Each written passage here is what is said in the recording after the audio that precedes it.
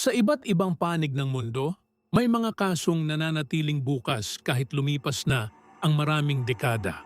May mga taong natagpuan, ngunit hindi nakilala. May mga pangyayaring naitala ngunit hindi maipaliwanag. At may mga investigasyong hindi nagbigay ng iisang malinaw na sagot. 5 kaso. 5 magkakaibang panahon. Pero iisang pattern, mga misteryong patuloy na bumabalik sa isipan ng mga tao. Number 1, The Somerton Man, Australia, 1948. Noong 1948, sa Somerton Beach sa Australia, isang lalaki ang natagpuang patay. Habang nakaupo sa buhangin, maayos ang kanyang ayos. Parang natulog lang sa tabing dagat. Walang senyales ng struggle o agarang senyales ng dahilan ng kamatayan. Ngunit habang iniimbestigahan, agad na lumitaw ang isang malaking problema. Walang wallet, walang ID, walang anumang dokumento na magbibigay ng kanyang pagkakakilanlan. Sa masusing pagsusuri ng katawan, walang malinaw na trauma na makakapagpaliwanag ng kanyang pagkamatay. Parang biglaan lang siyang bumagsak sa lugar na iyon nang walang bakas. Nang nangyari bago iyon, ngunit ang investigasyon ay mas lalo pang lumalim nang may natagpo ang maliit na piraso ng papel sa kanyang bulsa. 2 salita lamang ang nakasulat. Tamam shud, isang Persian phrase na ang kahulugan ay finished. Ang piraso ng papel na ito ang naging simula ng mas malawak na investigasyon. May natagpo ang libro na posibleng konektado sa kanya. Sa loob nito, may mga marka, simbolo, at sulat na hindi pa rin ganap na nauunawaan kahit sa modern analysis. Sa kabila ng ilang dekada ng pag-aaral, wala pa ring malinaw na interpretasyon ng mga code na ito. Mas lalo pang naging misteryoso ang kaso dahil sa isang pangunahing isyu. Walang nakakaalam kung sino siya. Isang katawan na natagpuan, ngunit walang pagkakakilanlan na kailanman na itatag. Number 2, The Isdal Woman, Norway, 1970. Sa Isdalen Valley sa Norway, natagpuan ang katawan ng isang babae sa isang liblib na bahagi ng lambak. Sa unang tingin, mukhang isang kaso ng pagkamatay sa malamig na kapaligiran. Ngunit habang sinusuri ang mga ebidensya, unti-unting lumitaw ang mga detalye na hindi karaniwan. Walang ID ang babae. Walang passport na maayos na makakapagpatunay ng kanyang pagkakakilanlan. Walang malinaw na impormasyon kung saan siya galing. Ngunit sa paligid ng kaso, may mga natagpo ang gamit na nagpakita ng mas komplikadong larawan.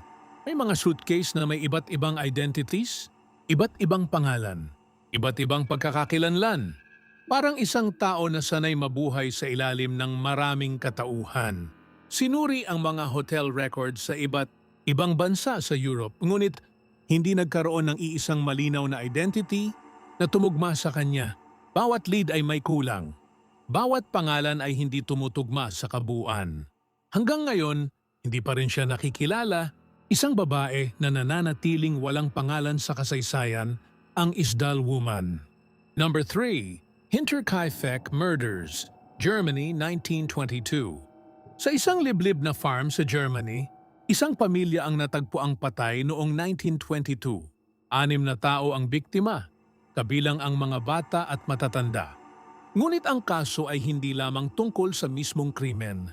Mas nakakabigla ang mga pangyayaring iniulat bago ito nangyari. Ilang araw bago ang insidente, may mga bakas ng paa sa snow na papunta sa bahay. Ngunit walang bakas na palabas. Parang may taong dumating sa bahay, pero hindi umalis. May mga ulat din ng kakaibang tunog mula sa attic bago mangyari ang insidente. May mga taong nakatira malapit sa lugar na nagsabing may pakiramdam silang may presensya sa loob ng bahay kahit walang nakikitang tao. Sa kabila ng investigasyon, walang malinaw na suspek na natukoy. Walang kaso na tuluyang naresolba.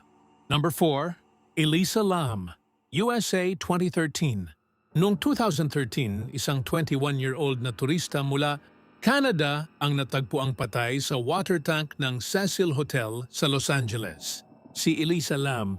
Ngunit bago ito natuklasan, isang CCTV footage mula sa elevator ang kumalat online at naging viral sa buong mundo.